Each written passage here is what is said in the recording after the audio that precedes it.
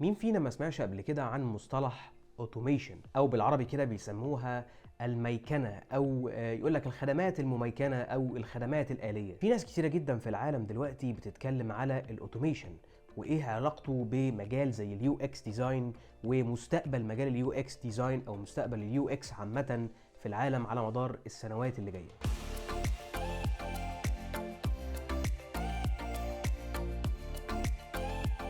السلام عليكم، انا اسمي احمد رمزي، بشتغل برودكت ديزاينر ودي قناتي على اليوتيوب. في القناه دي بقدم محتوى له علاقه باليو اكس ديزاين، اليو اكس ريسيرش والبرودكت ديزاين بوجه عام. لو انت مهتم بالحاجات دي او عايز تسمعني وتسمع الموضوعات المختلفه اللي انا بتكلم فيها، يا ريت تدعمني باشتراك في القناه، ولو عجبك الفيديو ده ما تنساش ان انت تدعمني بلايك للفيديو. ما تنساش تفعل زر الجرس بليز عشان يوصلك اخر فيديوهاتي لما تنزل ان شاء الله. من غير ما نضيع وقت ونتكلم كتير، يلا بينا نبدا الفيديو بتاع النهارده. في حد كده كان بعت لي سؤال حلو جدا من فتره صغيره، وانا قلت اطرح السؤال ده، يعني بما ان هو يعني انا شايف انه ليه علاقه كبيره جدا بالموضوع اللي احنا هنتكلم فيه النهارده. يا باشمهندس ازيك؟ عندي سؤال وكنت عاوز اخد راي حضرتك. انا عندي 34 سنه وبشتغل انتيريور ديزاينر، وبفكر اتعلم يو اكس، بس مش عارفه هل ابدا اتعلم ولا متاخر شويه، وهل وظيفه زي اليو اكس ليها مستقبل كويس ولا هبقى بضيع وقت على الفاضي، خاصه ان وقتي معظمه ضايع في شغلي. يا ريت تفيدني. صراحة هو السؤال حلو جدا وعجبني، خاصة ان هو يعني مرتبط بنسبة كبيرة جدا بموضوع الحلقة بتاعت النهاردة. انا حابب اقول للبنت اللي سألت السؤال It's never too late. ابدأي وكملي تعليمك في مجال اليو اكس، انت في المكان الصح. مجال اليو اكس من المجالات البومينج جدا لحد النهارده في سنه 2022، وخلاص داخلين اهو في 2023. طالما بداتي تتعلمي حاجه، استكشفي وديسكفر كل حاجه عن المجال اللي انت بداتي تتعلميه لحد النهايه. في الفيديو بتاع النهارده هنحاول ان احنا نرد على السؤال بتاع البنت دي، هل اتس تو ليت خلاص ان هي تبدا في مجال اليو اكس، سواء هي او غيرها في نفس الاكزامبل؟ يعني ايه علاقه المجال بتاع الاوتوميشن او مجال الميكنه في او تاثيره ايه على مجال زي مجال اليو اكس او مجال البرودكت ديزاين؟ كل حاجه يا جماعه في حياتنا هيجي عليها وقت في يوم من الايام في المستقبل وهتبقى شغاله بشكل اوتوميتد او بشكل آلي. يعني مثلا لو جبنا آلة زمن كده ودخلنا فيها ورحنا للمستقبل، هنلاقي ان في بعض الوظائف اللي موجوده في حياتنا واللي بنشتغل او بنشوف ناس بتشتغل فيها بشكل يومي، هنلاقي ان هي اختفت او ما بقاش ليها وجود او ما بقاش عليها طلب على الاقل يعني. ولكن السؤال، هل مجال زي اليو اكس احد هذه المجالات اللي هتختفي بتطور الاوتوميشن ودخولها في مجال اليو اكس، ولا هتفضل موجود؟ طيب خلينا الاول كده نقول او نعرف الاوتوميشن. هو عباره عن ببساطه اي حاجه بتشتغل اوتوماتيك بدون اي تدخل بشري، حاجات بتشتغل بشكل ذاتي، يعني مش لازم هيومن فاكتور او ناس تتدخل عشان الحاجه دي تأوبريت او تشتغل. ابسط مثال على موضوع الاوتوميشن ان احنا كان عندنا زمان العربيات كان ناقل الحركه بتاعها ناقل يدوي، ومع تطور التكنولوجيا في مجال صناعه السيارات ظهر الاوتوماتيك جير بوكس، واللي بيسهل عمليه نقل الغيارات من اول للتاني للتالت وهكذا عن طريق الاوتوماتيك جير بوكس. هو اللي بيعمل الموضوع ده، مبقاش فيه تدخل بشري عن طريق الانسان ان هو يعمل الاوبريشن دي، فبقت حاجه اسهل، فسهلت لنا عمليه ان احنا عمليه اساسيه زي عمليه نقل الجيرز في عربيه، فبقى في الجير الاوتوماتيك. والعربيه طبعا هنا انا ذكرتها كمثال، لكن احنا طبعا بنتكلم في الفيديو بتاع النهارده على الوظائف. هل في مستقبلا وظائف معينه مش هتكون عليها طلب او هتختفي نظرا لان الوظائف دي بقت اوتوميتد او مش محتاجه العامل البشري ان هو يعملها؟ طيب في تقرير كده يا جماعه بتصدره شركه ماكنزي عن الوظائف وعن الاوتوميشن. التقرير ده بيطلع كل فتره، بيبقى ابديتد، يعني لو حد منكم مهتم بموضوع زي ده ممكن نبقى نسيب اللينك بتاع التقرير بتاع ماكنزي تحت في الديسكربشن. وواحد من التقارير دي ان ما كانش اخرهم يعني كان بيتكلم عن تطور الاوتوميشن، وكان في احصائيه معينه كده بتدرس نسبه الوظائف اللي هتختفي مع مرور السنين مع تطور الاوتوميشن، وان هو هيستبدل الوظائف دي وان الوظائف دي هتختفي تماما فيكون ليها حد شغال فيها. التقرير ده بيقول انه بحلول سنه 2030، يعني بعد تقريبا 8 سنين من دلوقتي، هيبقى في 5% من الوظائف الموجوده دلوقتي حوالين العالم تكون موجوده بشكل اوتوميتد تماما. يعني 5% من الوظائف الموجوده في العالم دلوقتي هتختفي تماما، او يعني ببساطه هيتم الاستغناء عن مؤدي الوظائف دي نظرا اللي هي هتكون بشكل مميكن او بشكل اوتوماتيك. ولكن ولكن حوالي 60% من الوظائف الباقيه، يعني تقريبا اكتر من النص، الاغلبيه العظمى من الوظائف اللي باقيه، حوالي التلت من التاسكات او العمليات اللي بتتم في الوظائف دي هتكون موجوده بشكل مميكن، يعني البشر مش هيتدخلوا في الوظائف دي او في التاسكات دي. الكلام ده طبعا مرتبط بمجال زي اليو اكس، ومش بس مجال اليو اكس، لا، اي مجال في الدنيا نقدر ان احنا يبقى فيه بريدكشن او توقع، نقدر ان احنا نعمل اوتوميشن للمجال ده. وهنا نيجي لنقطه مهمه جدا، اي حاجه عندي سهل ان انا اتوقعها او سهل ان انا ابريدكت الاوتكم اللي هيطلع من الحاجه دي، يبقى ممكن ان انا اوتوميت الحاجه دي او ان انا اخلي الحاجه دي معمول لها اوتوميشن. والتوقع هنا او البريدكشن هو ده المفتاح بتاع الحلقه بتاعت النهارده. كل ما كانت الوظيفه او الحاجه سهله، كل ما كان سهل توقعها، وكل ما كان الحاجه سهل توقعها، كل ما كان سهل ان انا اعمل لها اوتوميشن او ان انا اخليها اوتوميتد. كل ما كان سهل ان انا اكتب بروجرام او الجوريثم معين للحاجه دي بحيث ان هي تكون شغاله بشكل سمارت او بشكل ذكي او بشكل عارف الاوتكم اللي هيطلع ايه، او عارف ايه هي امكانيات حدوث الحاجه دي. فلما تتوفر الامكانيات الحدوث دي، وبالتالي يقدر السيستم ان هو يتوقعها او يقول لك على النتيجه اللي هتحصل من خلال الانبوتس المعينه او الفاريبلز او البارامترز المعينه اللي احنا اديناها للسيستم ده. مش بس يتوقعها، ده كمان يقدر ان هو الكمبيوتر يتعلم من الحلول دي. كل ما بيحل الموضوع مره واثنين وثلاثه، يقدر ان هو يتعلم ويسجل عنده هنا في الميموري، بحيث ان هو يطلع لنا في المستقبل حلول افضل واحسن. وده ينقلنا لعالم تاني خالص، وهو عالم الذكاء الاصطناعي او ما يعرف بالارتفيشال انتليجنس ومجال الماشين ليرنينج وما الى ذلك. دي موضوعات يعني ممكن نتكلم عنها باستفاضه في حلقات مخصصه ليها في المستقبل. طبعا الكمبيوترات دي اللي احنا بنتكلم عنها ممكن يبقى ليها صور كتير جدا، ممكن تبقى عباره عن ماكينات بشكل معين وبسيستم معين بتقوم بدور او بوظيفه معينه الانسان هو اللي بيحددها. يعني عندك مثلا الروبوتس او مجال زي الروبوتكس، وزي ما بنشوف مثلا في مصانع السيارات. مصانع السيارات اغلبها دلوقتي استغنى عن العامل البشري في تجميع وتركيب السيارات واستبدلها بروبوتس مبرمجه ومجهزه خصيصا ان هي تجمع وتركب اجزاء السيارات من اكبر حاجه، من اول الموتور لحد المسامير الصغيره، يعني ممكن تبقى بتاخد وقت كبير جدا من العنصر البشري ان هو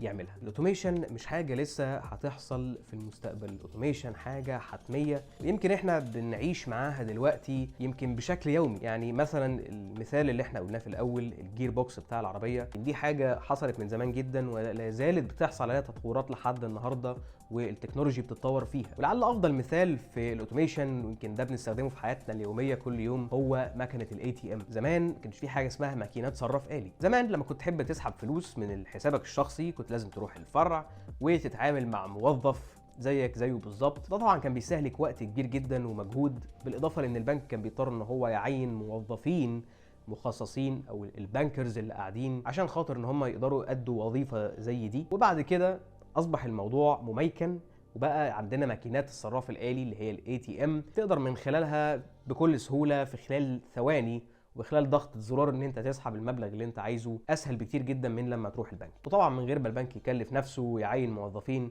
فده اوفر بكتير جدا بالنسبه له. الاوتوميشن مش شرط ان هو يفضل يطور على نفس الحاجه بنفس المنهجيه، ولكن ممكن المنظومه كلها يحصل لها تغيير شامل وكامل وتبتدي ان هي تشتغل بمنهجيه تانية خالص. ومين عارف، ممكن بكره ما يبقاش في مكانات اي تي ام اصلا، نظرا طبعا لتوجه حكومات معظم الدول دلوقتي لنظريه الشمول المالي، فممكن يبقاش فيه اصلا فلوس، فبالتالي مش هيكون في موجود ماكينه اي تي ام من الاساس اصلا يعني. ولكن هنرجع نقول ان الاوتوميشن حاجه حتميه لابد ان هي بتحصل في حياتنا طالما التكنولوجي بتتطور للاحسن. والحقيقه ان دي يعني فاكت لازم نتقبلها احنا كمان كيو اكس ديزاينرز. اليو اكس نفسه بالتكنيكس بتاعته، بدراسات الهيومن بيهيفيرز والهيومن فاكتورز، لازم احنا كمان نتطور مع تطور الاوتوميشن، ولازم ان احنا نتقبل الفاكت دي ونعرف ايه اللي ممكن يحصل في المستقبل عشان نبقى جاهزين له، ونقدر ان احنا نبقى دايما بنواكب التكنولوجيز وبنواكب طبعا اي حاجه بتطلع في المستقبل. لازم نكون اب تو ديت. وزي ما قلنا قبل كده، كل ما كانت التاسك سهله، كل ما كان سهل بالنسبه للكمبيوتر ان هو يتوقعها. فممكن الكمبيوتر بكل بساطه باستخدام الماشين ليرنينج وباستخدام الذكاء الاصطناعي artificial intelligence انه يبقى فاهم ومتعلم الهيومن فاكتورز والهيومن بيهيفيرز. ونقدر ساعتها طبعا باستخدام الذكاء الاصطناعي والماشين ليرنينج ان احنا يبقى عندنا كمبيوتر مثلا بيقدر ان هو يعمل ستادي للهيومن بيهيفيرز والهيومن فاكتورز، ويساعدنا ان احنا نعمل مثلا يوزر ريسيرش او نعمل يوزر اناليسيس او يوزر بيهيفير اناليسيس. فهو مش الغاء للوظيفه بتاعه اليو اكس ديزاينر بالتحديد، ولكن هو تطوير للتكنولوجي او تطوير للمنهجيه اللي بيستخدمها اليو اكس ديزاينر او اليو اكس ريسيرشر في ان هو يطلع الريسيرش داتا بتاعته اللي هيعتمد عليها بعد كده في البروسيس بتاعته. زي ما قلنا قبل كده، في خلال السنوات اللي جايه وبحلول سنه 2030 في وظائف كتير هيتم الاستغناء عنها بالكمبيوتر او باستخدام الاوتوميشن. ولعل اكتر الوظائف المرتبطه بمجالنا ومجال البرودكت ديزاين واليو اكس ديزاين اللي ممكن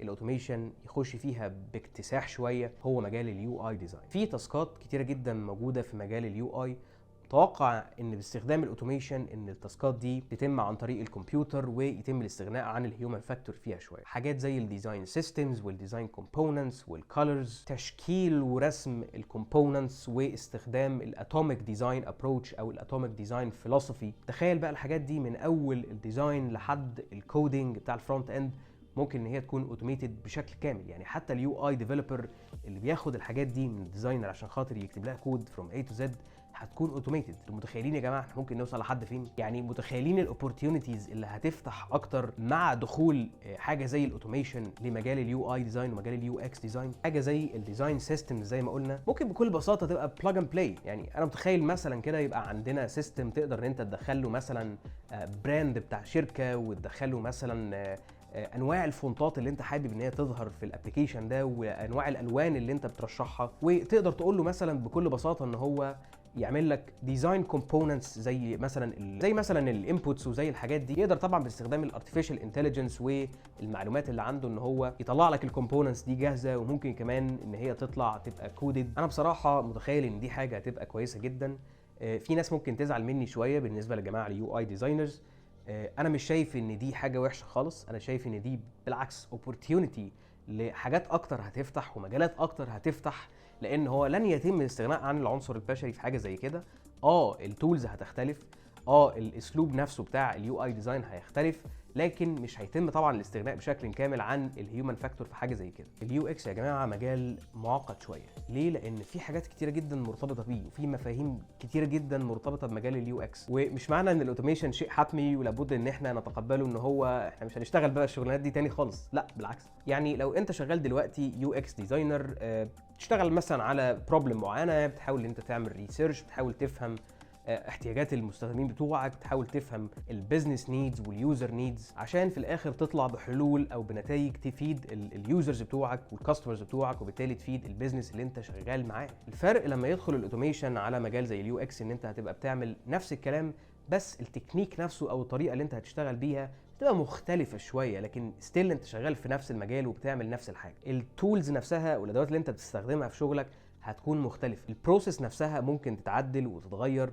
نظرا لتطور التكنولوجي ودخول الاوتوميشن في مجال اليو اكس. مين فينا مثلا مش بيستراجل وهو بيعمل يوزر ريسيرش او يو اكس ريسيرش؟ خد عندك بقى ممكن تلاقي ان انت اصلا ما عندكش يوزرز او بتشتغل على حاجه فروم سكراتش، ممكن ميبقاش عندك تايم، ممكن ميبقاش عندك اصلا الامكانيه او اللكجري ان انت تعمل يوزر ريسيرش في المكان اللي انت شغال فيه لاي سبب بقى من الاسباب. تخيل بقى ان انت في المستقبل ثانكس تو اوتوميشن تقدر تسهل عمليه اليو اكس ريسيرش. مثلا يبقى عندك سيستم شغال فولي اوتوميتد بيقدر ان هو يساعدك ان انت تعمل behavioral analysis، او تقدر ان انت تعمل user study او user research بشكل اسهل وبشكل يكون available وفليكسبل اكتر. او يبقى عندك مثلا systems كامله تقدر ان هي تعمل user testing، او تقدر ان هي تعمل behavior analysis او user analysis. واعتقد مثلا حاجه زي كده ممكن تبقى اوريدي موجوده على الموبايلات بتاعت اليوزرز، وتقدر ان هي تراقب الانتراكشن بتاعهم وتبعته بشكل اوتوماتيك ل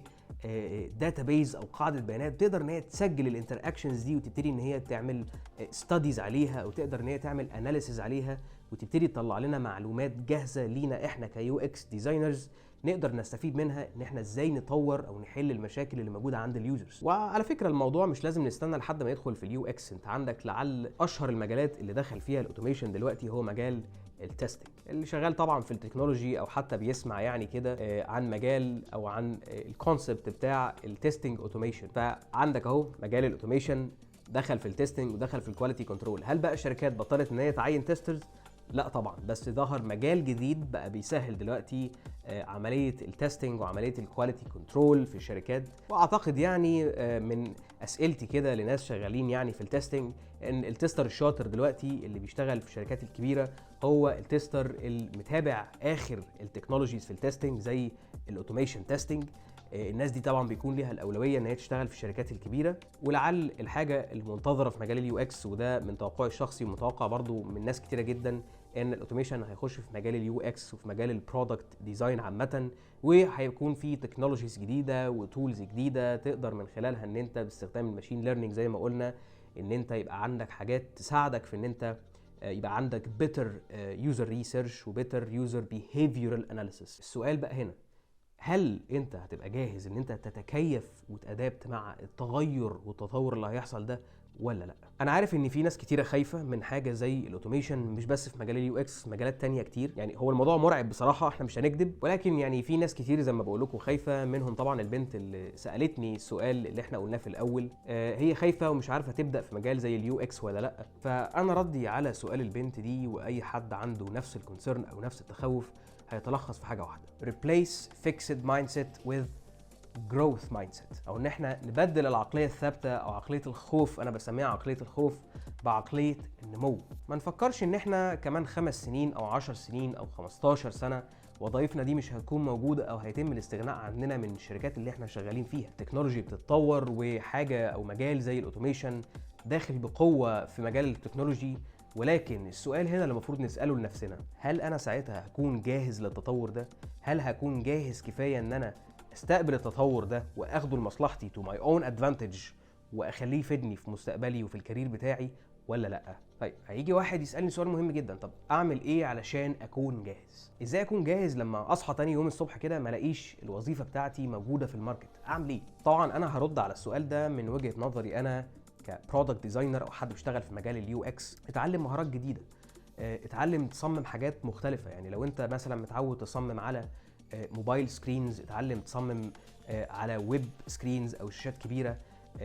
اتعلم حاجات عن مثلا زي البرودكت مانجمنت، اتعلم حاجات عن البرودكت استراتيجي، طور من مهاراتك في السوفت سكيلز، طور من مهاراتك في الليدرشيب سكيلز. محدش عارف بصراحه ايه بكره هيحصل في التكنولوجي، فما تقيدش نفسك بحاجه. ممكن كمان 7 سنين 8 سنين 15 سنه يقول لك مش هيبقى فيه موبايلات، الناس بطلت تستخدم موبايلات وهيعتمدوا بس على الساعات الذكيه او السمارت ووتشز في التعامل اليومي. يعني ممكن ما يبقاش فيه استخدام للموبايلات الكبيره اللي معانا دي، ممكن تبقى حاجات صغيره زي الاكسسوارز والجادجتس. فما تقيدش نفسك زي ما قلت. مثلا لو انت متعود تصمم حاجه بسايز معين، لا حاول مثلا تاخد التشالنج كده وتحاول مثلا تصمم على سمارت ووتش. اتعلم تصمم على مساحات صغيره، لان بجد هو ده المستقبل من وجهه نظري. ان العالم دلوقتي بيتجه ناحيه الجادجتس والسمارت جادجتس زي السمارت ووتشز والحاجات دي. الديزاين عليها بيكون اصعب، بيكون مور تشالنجينج، لان انت بتديزاين على فيري سمول ريل استيت، على عكس مثلا الموبايل ديفايسز بيكون عندك سكرين ريل استيت كبيره، او زي شاشات الويب بيكون عندك سكرين اكبر ومساحه اكبر ان انت